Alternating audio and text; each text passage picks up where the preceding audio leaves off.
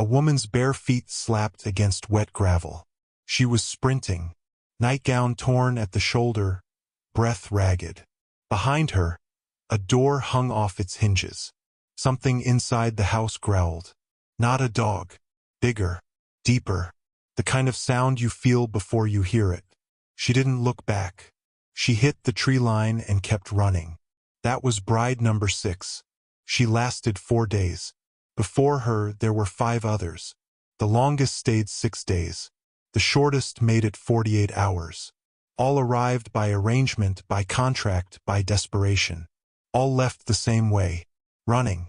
His name was Cale Voss, Alpha King of the Blackmore territory. And nobody stayed. Until one woman showed up who had nowhere left to go. So what made her different from every bride before her? It wasn't courage or nerve. It was something nobody saw coming. Stay with me on this one. The arrangement was simple. Blackmore needed an alpha queen. Pack law required it. A bonded mate. Someone to stand beside Cale at ceremonies, to represent the bloodline, to keep the territory's political standing intact. Without a bonded queen, rival packs could challenge Blackmore's claim to its land. And Blackmore's land was valuable. Dense forest, clean rivers, game for miles. 3 other territories had been circling for years, waiting for a crack in Cale's authority. The problem was Cale himself. He stood 6'5", scarred down the left side of his neck where a rival alpha had tried to open his throat 10 years back. Broad, thick, built the way men are built when they've spent their whole lives fighting. His wolf was enormous, black-furred, yellow-eyed, the kind of animal that makes even other wolves lower their heads and step back. But it wasn't his size that drove the brides away. It was the rage. Cale couldn't fully control his shift. Something in him had been broken years ago. A trauma he didn't talk about. A loss that sat behind his eyes like a locked door. When his temper flared, which happened often, the wolf came forward whether he wanted it or not. Bones cracking, skin splitting, a sound like wetwood bending. And anyone nearby got to see it up close. Bride number 1 saw a partial shift on day 2 and was in a car headed south by sundown. Bride number 2 made it to day 3 before she found claw marks gouged into the bedroom wall. She packed a single bag and walked 6 miles in the dark to reach the highway. Bride number 3 lasted 5 days. She was the bravest, or maybe the most stubborn. She left after she heard him howling in the basement at 3 in the morning.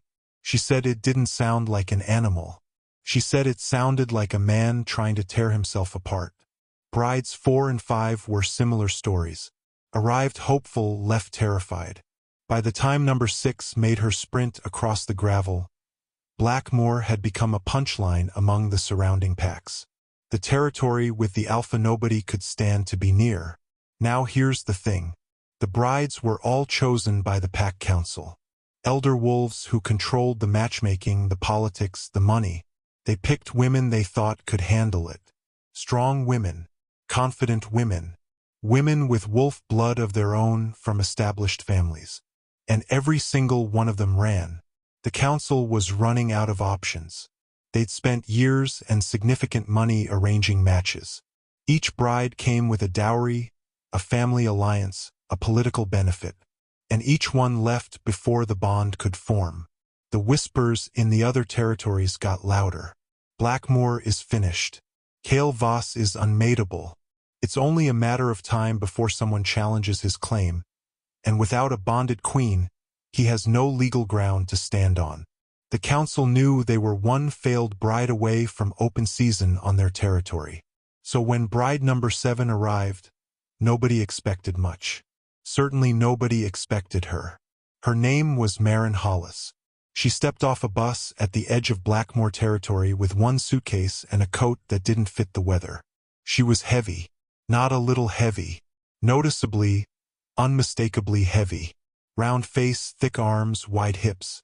The kind of body that made people look twice and not kindly. The wolves who met her at the road didn't bother hiding their reactions.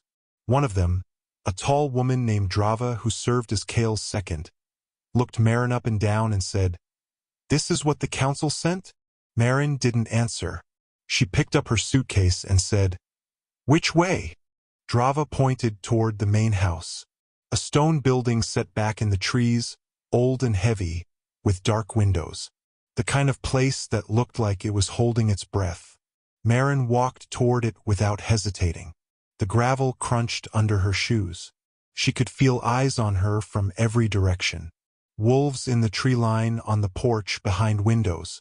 All of them watching. All of them waiting to see how long this one would last. Inside, the house smelled like pine and old smoke. It was cold. Sparse furniture.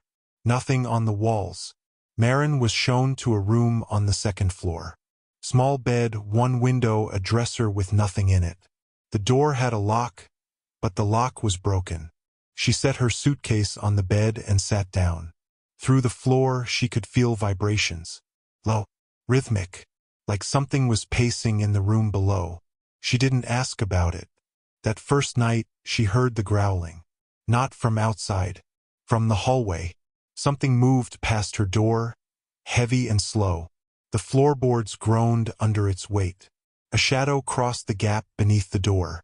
Marin sat up in bed, pulled the blanket tight, and waited. Her heart was hammering. Her hands were shaking.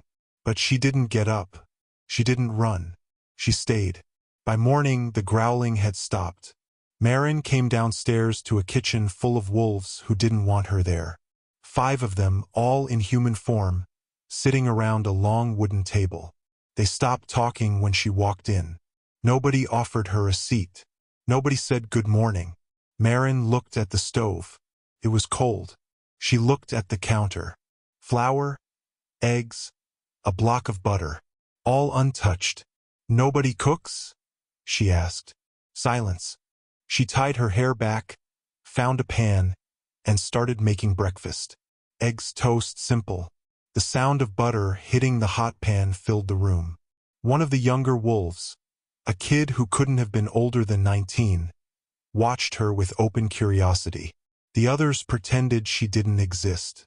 She made enough for everyone, set the plates out, sat down in the only empty chair, which happened to be at the end of the table, the seat nobody wanted, and started eating. The kid reached for a plate. Drava slapped his hand down. "We don't eat what she makes." Marin looked at Drava.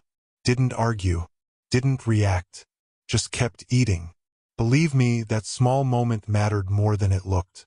In a wolf pack, food is power. Who prepares it? Who serves it? Who eats first?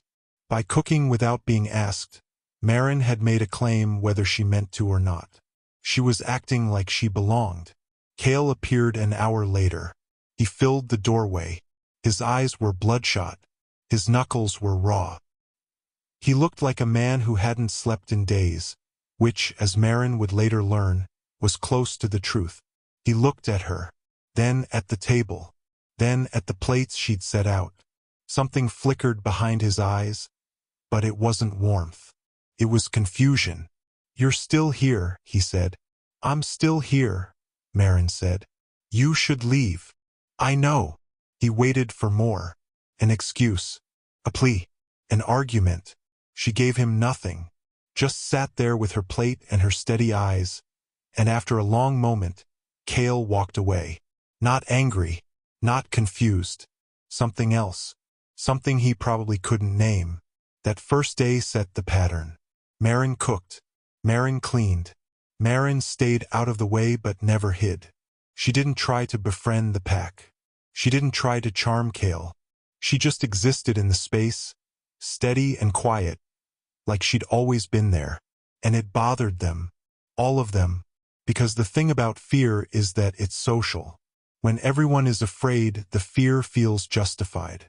But when one person isn't afraid, it makes the fear look like a choice. And that's uncomfortable. On the third day, Drava cornered Marin in the hallway, grabbed her arm hard enough to bruise. "You think you're clever? Sticking around, making food, playing house." Marin tried to pull her arm free. She couldn't. Drava was wolf-strong. "I'm not playing anything," Marin said. "Every bride before you had the sense to run. You're too stupid to be afraid. Or too desperate." Drava squeezed harder. Which is it? Both, Marin said quietly. Drava shoved her. Marin hit the wall and went down hard. Her elbow cracked against the floor. Pain shot up her arm. For a second she just lay there, and she could feel the whole pack watching. Nobody moved to help. Nobody said stop. This was how wolves tested weakness, and every eye in that hallway was measuring whether she'd break. Before Drava could move again, Kale was there. He didn't touch Drava. He didn't need to. He just stood in the hallway, and the air changed. The temperature dropped. Marin could feel it in her teeth. Drava took a step back. Her head lowered automatically. Don't touch her, Kale said. His voice was flat. Not angry. Worse than angry. Controlled. Drava left without a word. Kale looked down at Marin on the floor. He didn't offer a hand. He didn't ask if she was okay. He just said, "Get up," and walked away. This is where it turns. After that, something shifted. Not dramatically, not overnight, but slowly, day by day, the hostility softened. The kid at the breakfast table, whose name was Fawn, started eating Marin's food openly. Then another wolf joined. Then another. By the fifth day, only Drava refused. Marin noticed that even the older wolves, the ones who'd been coldest, started leaving their dishes in the sink instead of on the counter. A small thing, but in a wolf household, small things carry weight. Marin found a small garden behind the house, overrun and dead. She started clearing it.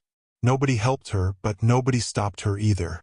She worked in the dirt with bare hands, pulling weeds, turning soil. In the evenings, she sat by the fire and read. Old books she'd found on a shelf in the hallway, dusty and forgotten. On the sixth night, something happened that none of the previous brides had lived to see. Kale came downstairs. Not in a rage. Not shifting. Just himself. He was wearing a plain shirt and his feet were bare, and without the wolf pressing against his skin, he looked almost ordinary. Almost human. He sat in the chair across from Marin. She was reading. He said nothing. She said nothing. They just sat there, two people in a cold room, and for the first time in longer than anyone could remember, the house was quiet. Not the tense, loaded quiet of the first few nights. A different kind. Settled. Marin looked up from her book. He was watching her with something she hadn't seen before. Not confusion this time. Curiosity. "What are you reading?" he asked. She showed him the cover. He nodded. Looked at the fire. For a moment, just a moment, it felt like something had settled. Like maybe the worst was behind her. Like maybe this cold, broken place could become something livable. She let out a breath she'd been holding for 6 days. That feeling lasted about 12 hours. A howl woke Marin before dawn. Not from inside the house. From outside. Far off but clear. Then a second howl, closer. Then a third. She went to the window. In the gray light, she could see 3 figures standing at the tree line on the far side of the clearing. They were in human form, but barely. Shoulders hunched, heads forward. That half-crooked stance wolves take when they're ready to shift at a second's notice. They weren't Blackmore. Marin knew that immediately, even though she couldn't have explained how. Downstairs, the house was already moving. Kale was at the front door. Drava at his shoulder. Fawn and 4 other wolves behind them. Nobody spoke to Marin. Nobody told her to stay put. She followed them to the porch anyway. The 3 strangers walked forward. The one in front was lean, sharp-featured, with silver hair cropped close. He moved like a man who had never been in a hurry in his life. His eyes found Marin on the porch and stayed there. "Kale Voss," he said, "you have something that belongs to the Ashbourne." Kale didn't blink. "You're on Blackmore land, Rhett. And she," Rhett pointed directly at Marin, "is on borrowed time. Now here's what nobody told Marin. Not the council. Not the matchmaker. Not the lawyers who arranged her contract. Marin's mother had died owing a blood debt to the Ashbourne pack. In wolf law, a blood debt passes to the next of kin. When Marin's mother died, the debt fell to Marin. The Ashbourne had first claim on her. She was supposed to go to them. Instead, the Blackmore Council had scooped her up quietly. They needed a bride. She was available, desperate, and nobody important. They figured the Ashbourne wouldn't notice or wouldn't care. They figured wrong. Rhett laid it out simply. Marin was Ashbourne property by right of blood debt. Her presence in Blackmore was a treaty violation. He was giving Cale 3 days to hand her over. After that, it was war. The 3 strangers turned and walked back into the trees. Nobody breathed until they were gone. Fon was the first to speak. "Who the hell are the Ashbourne?" Drava silenced him with a look. She knew exactly who they were. Everyone over 30 in Blackmore knew. The Ashbourne were the pack you didn't cross. Not because they were the largest, but because they were the most ruthless. They collected debts the way other packs collected land, patiently and permanently. Cale turned on Marin. The controlled calm from the hallway was gone. His jaw was tight. His hands were fists. She could see the wolf moving under his skin, the bones in his forearms shifting, and she took a step back without meaning to. "Did you know?" he asked. "I didn't. I swear I didn't. Your mother owed a blood debt to the Ashbourne, and you didn't know. My mother didn't tell me anything about wolf politics. She barely told me she was a wolf." Marin's voice cracked.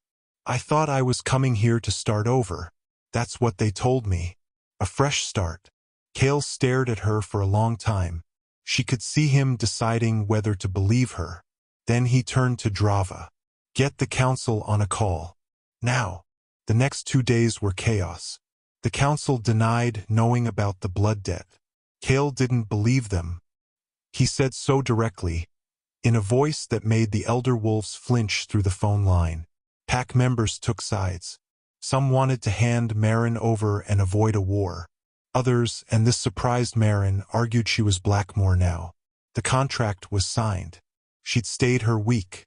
She'd done what no other bride had managed. She'd earned her place. Drava, who had shoved Marin into a wall 3 days earlier, was one of the wolves who argued she should stay. Marin didn't know what to do with that. If you're still with me, hit that subscribe button. Marin went to Cale that night, found him in the basement, which was really just a bare concrete room where he went when the wolf got too loud inside him. He was sitting on the floor, back against the wall, breathing hard. The room smelled like sweat and something animal. Claw marks covered one wall from floor to ceiling. "I'll go," she said. "If it stops a war, I'll go to the Ashbourne." He looked up at her. "No, Cale. I said no." He stood. "Nobody takes what belongs to Blackmore. Not Rhett. Not anyone." Marin felt something hot and sharp in her chest. "I don't belong to Blackmore. I don't belong to anyone. You signed a contract. A contract to be your wife. Not your property." The room went quiet. Cale's breathing slowed. For a long moment he just looked at her, and Marin held his gaze. She didn't look away. She didn't back down. And something in his face changed. The hardness didn't leave, but it made room for something else. "Then stay because you choose to," he said finally. "Not because a contract says you have to." It was the first honest thing he'd ever said to her. The 3rd day came fast. Rhett didn't bring 3 wolves this time. He brought 30. They lined the tree line at the edge of the clearing, a wall of muscle and teeth.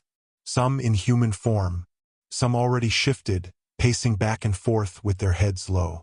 The Ashbourne were a war pack bred for fighting, and they looked it.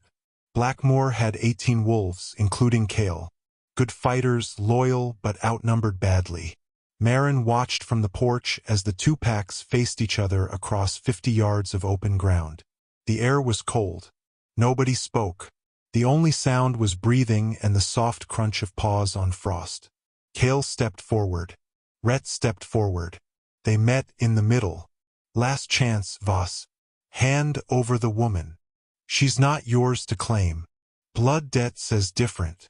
Blood debt died with her mother." Rhett shook his head slowly. That's not how it works, and you know it. He paused. But I'll tell you what. I don't want a war either. Too expensive. Too much blood. So let me tell you what I actually want, and maybe we can skip the part where half your pack ends up in the dirt. Cale waited. I don't want the woman for a debt. I want her for what she is. She's human. Rhett laughed. Actually laughed.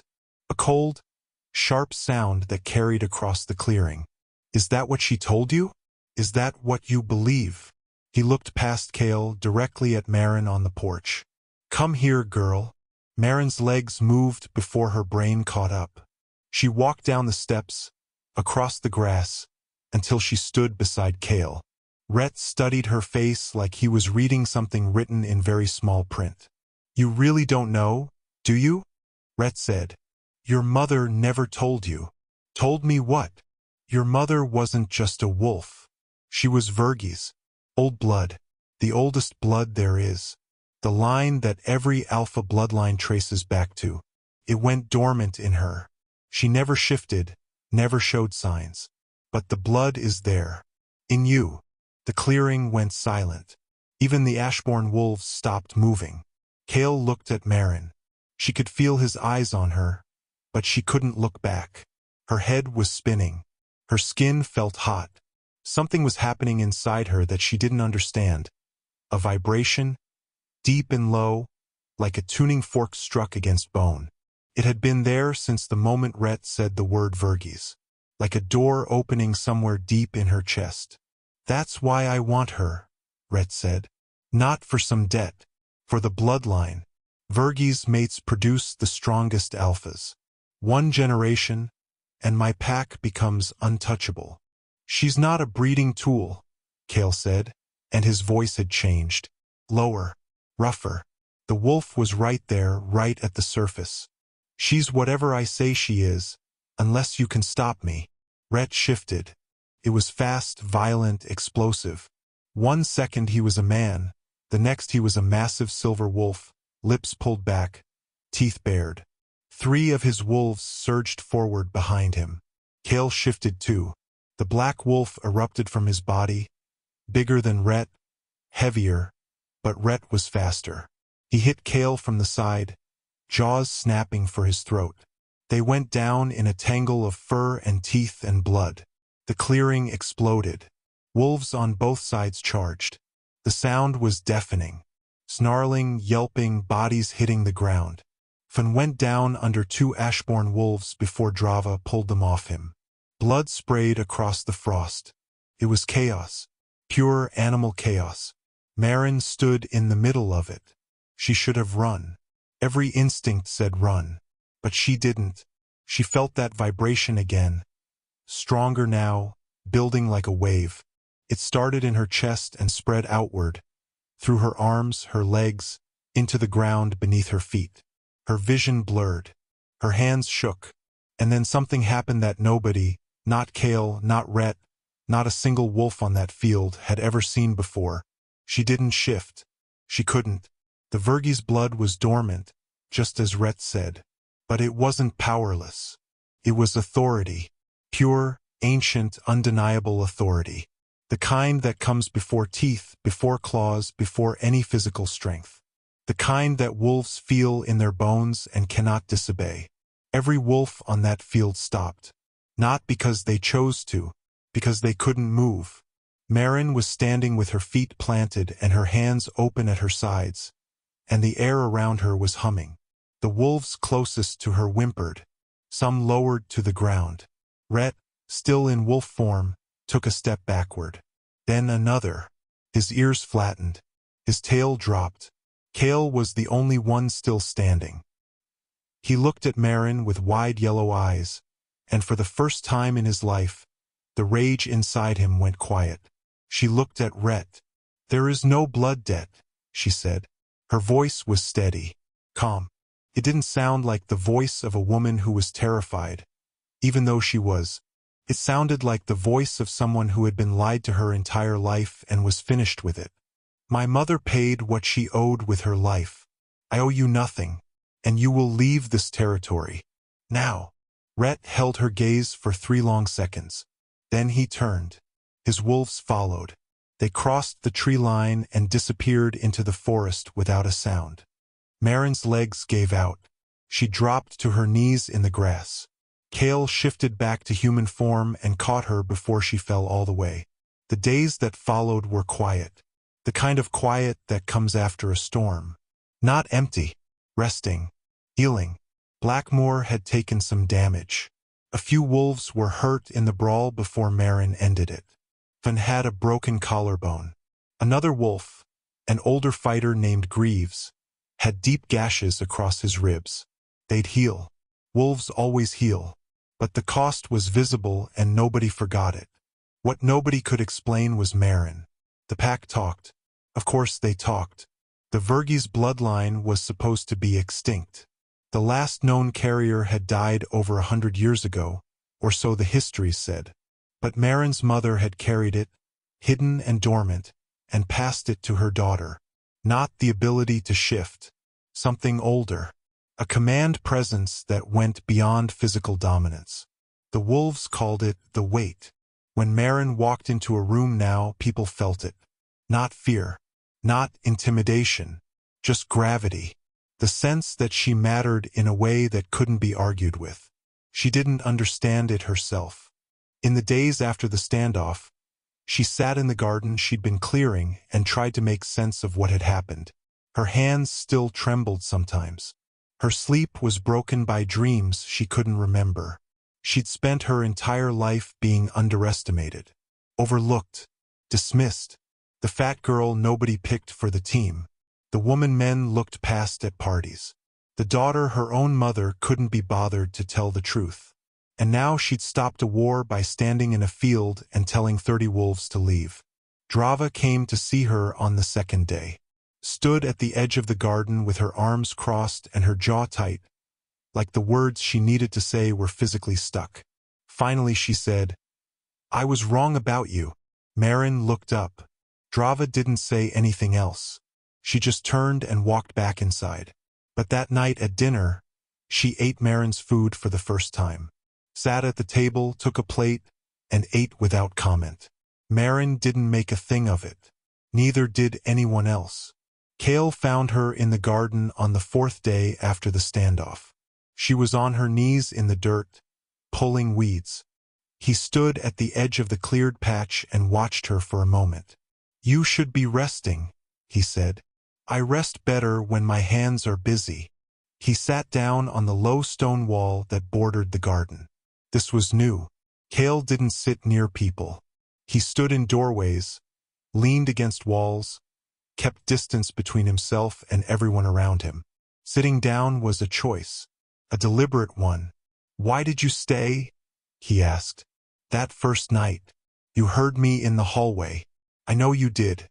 Every other bride who heard that sound was gone by morning. Marin sat back on her heels. Dirt on her hands, dirt on her knees. She looked at him directly. "Because I didn't have anywhere to go. That's the honest answer. I wasn't brave, Kale. I was stuck. That's the first night. What about the second night? The third? You could have left by then. Found somewhere." She thought about it. Really thought. Because by the second night, I'd cooked a meal in that kitchen. And by the third night, I'd started clearing this garden. And something about that made the place mine. Even a little bit. I've never had that before. A place that was even a little bit mine. He nodded slowly, like he understood that better than she expected. "The others," she said. "The brides before me. Were any of them? Did you want any of them to stay?" "No," he said it without hesitation. "The council chose them. I tolerated them. When they left, I was relieved. And me." He looked at the garden. At the turned soil, the pulled weeds, the small green shoots she'd uncovered beneath the mess. "When I came downstairs and saw you cooking that first morning, I wanted to be angry. You were in my space, using my kitchen, acting like you had a right to be there. And I couldn't be angry. I wanted to be, but I couldn't." Marin said nothing. She waited. You moved through this house like it was already yours, he said. Not with arrogance, with steadiness, like nothing I did could shake you loose. And I realized the thing that scared every other woman away was the same thing you weren't afraid of. The wolf. No, the loneliness. The wolf is just noise. What scared them was the silence underneath it, the emptiness. They looked at this house and saw a prison. You looked at it and saw a place that needed someone. Marin's eyes stung. She blinked and looked down at the dirt. I'm not a good man, Cale said. I break things. I lose control. I have more rage in me than I know what to do with, and I've hurt people I didn't mean to hurt. But you're the first person who's ever walked into my house and made me think it could be something other than a cage. She stood up, wiped her hands on her pants, took 2 steps toward him and stopped. They were close now, close enough that she could see the scar on his neck, thick and white and jagged. Close enough that she could see his hands weren't quite steady either. I'm not going anywhere, she said. He reached out and took her hand. His grip was careful, almost delicate, like he was holding something he was afraid he'd break. They stood there in the garden. The wind moved through the trees. Somewhere in the house, Fun laughed at something. The sound carried through the open window, young and careless. Life going on the way it does when the danger has passed and people remember they're allowed to breathe again. A door opened. Footsteps. The smell of food cooking. Someone had taken over the kitchen while Marin was outside. And the fact that anyone in this house was voluntarily cooking a meal was its own kind of miracle. That evening, Marin walked the gravel path from the garden back to the house. Her feet were bare, the way they always were when she'd been working outside. The small stones pressed into her soles. Cool air. The smell of pine and turned earth. She walked toward the door, not away from it. She'd arrived at Blackmore with 1 suitcase and no plan. A woman nobody wanted, sent to a man nobody could love, in a territory that had chewed up and spat out every person who came before her. And she stayed. Not because she was brave or special or destined, because she was stubborn and tired and had nowhere left to run. Sometimes that's enough. Sometimes the person who changes everything isn't the strongest or the fastest or the most beautiful. Sometimes it's just the one who refuses to leave. Marin stepped through the door and closed it behind her. Inside, the house was warm.